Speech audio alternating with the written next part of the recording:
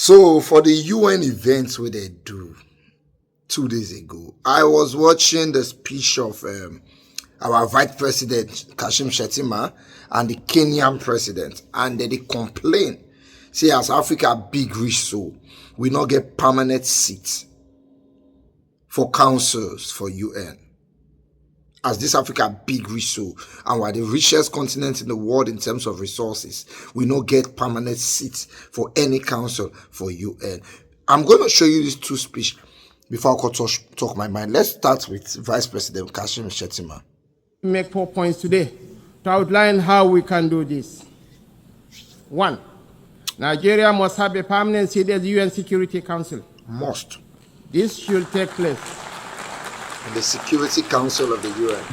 Okay. This should take place as part of a wider process of institutional reform. Okay. 2.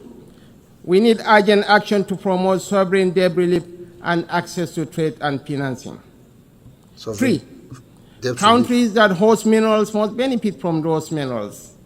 And 4th, the digital divide must close. As our friend the Secretary General has said, AI must stand for Africa included. Africa included. On my first point, the United Nations will recover its relevance only when it reflects the world as it is, not as it was. Okay. Nigeria's journey tells this story with clarity.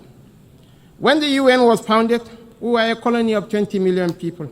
That time. Absent from the tables where decisions about our fate were taken. Today, we are a sovereign nation of 236 million people. That's true. Projected to be the third most populous country in the world. In the future. With one of the youngest and most dynamic populations on earth. A stabilizing force in regional security and a consistent partner in global peacemaking. Okay. Our case for permanent seat at the Security Council is a demand for fairness, for representation, and for reform that restores credibility to the very institution upon which the hope of multilateralism rests. This is why Nigeria stands firmly behind the UN 80 initiative of the UN Secretary General and the resolution adopted by this Assembly on 18 July 2025. A bold step to reform the wider United Nations system for greater relevance, efficiency, and effectiveness in the face of unprecedented financial strain. Okay. We support the drive to rationalize structures and end the duplication of responsibilities and programs so that this institution may speak with one voice and act with greater coherence. Okay, that is the speech of Vice President Kashim Shettima. Now let me show you the Kenyan president. They were both saying the same thing anyway, but let's hear him too.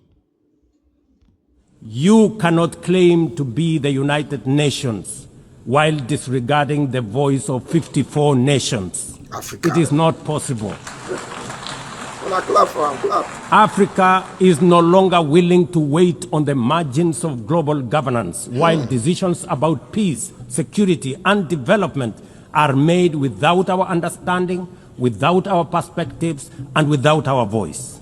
Okay. Africa's exclusion is not only unacceptable, unfair, and grossly unjust, it also undermines the very credibility of the United Nations, this organization. Africa dominates most of the Security Council agenda, okay, provides some of the largest contingents of UN peacekeeping forces, okay, and bears the heaviest costs of instability. Yet we remain the only continent without a permanent seat at the main table where decisions about our destiny are made. Okay. I don't know if you understand what he's saying, but I'll break him down. You see, the UN is an organization of many world countries, and a lot of African countries are part of the UN.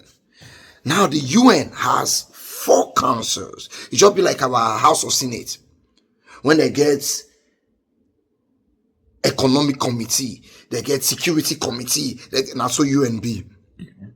4 councils in the UN. International Court of Justice 1, the Security Council 2, the Economic and Social Council 3, then Security Council International, then trusteeship 4. The Security Council is where Nigeria is insisting that they want to be part of, according to Kashim Shettima. The Security Council of the UN has 15 countries in that Security Council. 5 of those countries are permanent members. The other 10, that they vote them in, they'll do 2 years tenure, they'll come out. They'll do election, vote them in 2 years tenure, they'll come out. But 5 of them are permanent countries. They are permanent seats at the Security Council. They are France, UK, Russia, America, and China. Those 5 permanent seats. Now, some other people, other 10 countries like Sierra Leone, Algeria, Pakistan, Panama, Greece, Denmark, those ones, they do election, they put them. After their 2 years tenure, they'll come out, they'll vote another person enter. But they not get seat like the permanent seat. Nigeria is insisting that we must be in that Security Council. Why? If there's problem somewhere and UN say that they go do peacekeeping, countries could donate soldiers. Nigeria, they donate one of the highest amount of soldiers to go for peacekeeping. But when that UN Security Council, they take the decision, we know they did. But if you wish to bring people who go buy for the peacekeeping, so they'll collect, carry us go. We'll go kill ourselves. So now we are insisting that we must be included.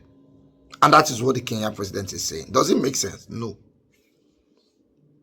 That talk when Kashim Shettima and Kenyan president go talk there, if you ask me, now stupid talk. The 2 of them, because the English sweet, some of them go say, well said, it's nonsense talk. I explain to you why. When I was growing up here, I had inferiority complex. People know they like me.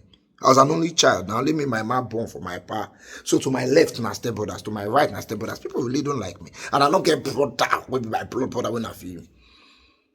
Until one day, I just decided that to hell with these people that don't like me. Let me build my own life. And then I started focusing on my team.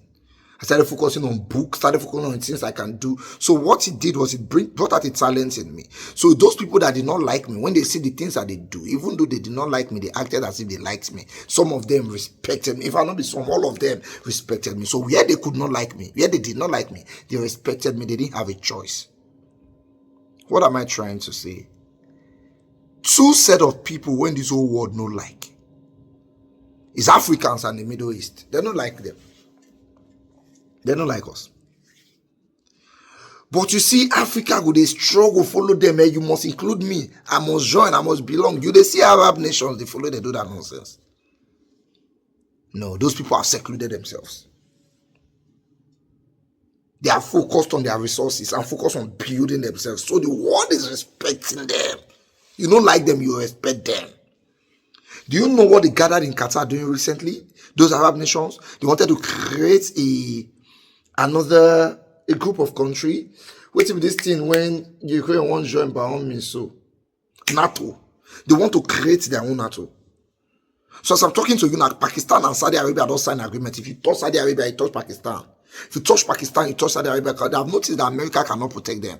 They don't get their interest at all. So they are building themselves. And Qatar is calling all of them together. So let us create an association of Arab nations.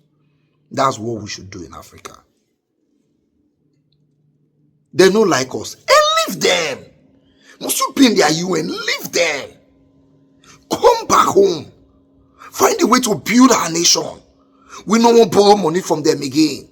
The small resources we get, we will manage them. We'll create our own weapon. We'll build our own roads. We'll do our things ourselves. Why do we have a lot of currency in Africa? Why can't West Africa use one currency? Just the way the whole Europe, they use euros. But we are struggling to belong to them by all means. All these years, have you people not understood that they don't want you? Leave them alone. But our leaders are more interested in stealing money, go to their country, buy houses there, then they go see them. Then you come here, you loot again, you go back there. Then when the country is broke, we go and make them to borrow us money. We are the ones giving them resources and we are the ones borrowing money from them. The day we start to think like we want to be one, now that day go good. The only person that came up with that idea was Gaddafi. See what's in the door. And when they do and what did they do and what was Africa doing? We are watching.